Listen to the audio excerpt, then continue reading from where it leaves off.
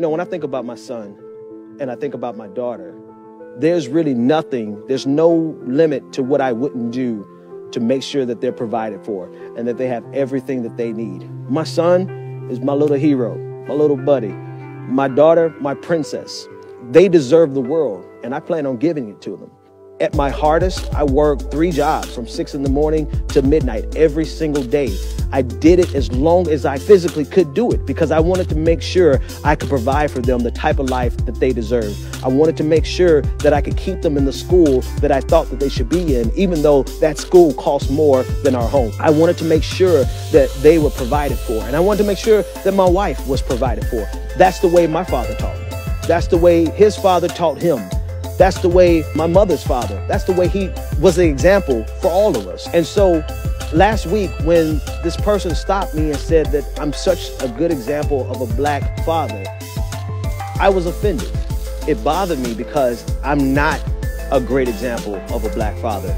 I'm an average example of a black father. Every black man that I know that is a father is a great father. Don't come and pat me on the back and say, you're such a great example of a father. No, I'm an average black father. When money was tight, I got a second job. That doesn't make me a great example of a black father.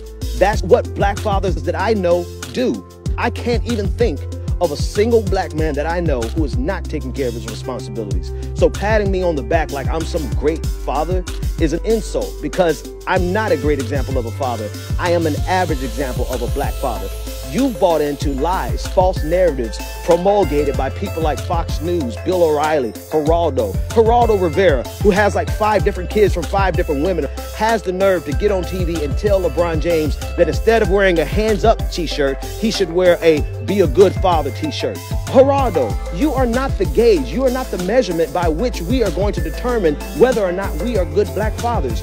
You are no role model. I determine my fatherhood, my manhood, based on the examples of other black men that I model my life after. So I don't have to perform for you. It's important that they make you believe that the only thing wrong in the black community is the absence of black fathers, because it deflects and it distracts away from the real problem, which is the socio-economic plight of African Americans. The fact that unemployment in black communities is higher than in any other community in the United States. The fact that crime is disproportionately an economic problem and not just a color problem.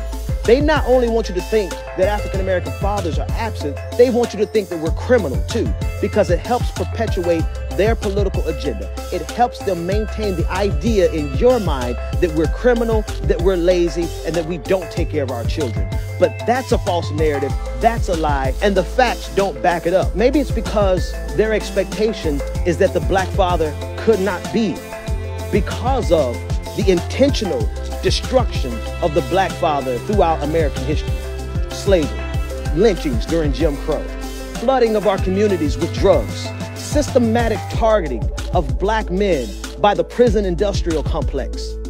All that they've done to destroy the black father, and we're still here. Black men have not abandoned their children. Black men are active in their children's lives. Black men are taking care of their responsibilities. Some of the same people that you would call a thug, they are great fathers. If you want to see an example, if you're in Boston, go down to Roxbury, go down to Brockton, and you'll see boys on the block taking care of their kids, walking their boys and their girls to school, taking them to church, taking their boys to football practice, their girls to ballet and dance. If you're in South Florida, go down there to 6th and 8th, go down there to 10th and 8th, down by Ely High School, and you'll see fathers being present. Some of the same people that you call thugs are taking care of their kids, working 2 or 3 jobs. Maybe you got mixed up with a bad one. But there are bad ones in every community. There's bad white fathers, there's bad Hispanic fathers, and there are white kids who haven't seen their fathers in 20 and 30 years. There are always going to be bad examples, but that's the exception and not the rule. So no, I am not a great example of a black father.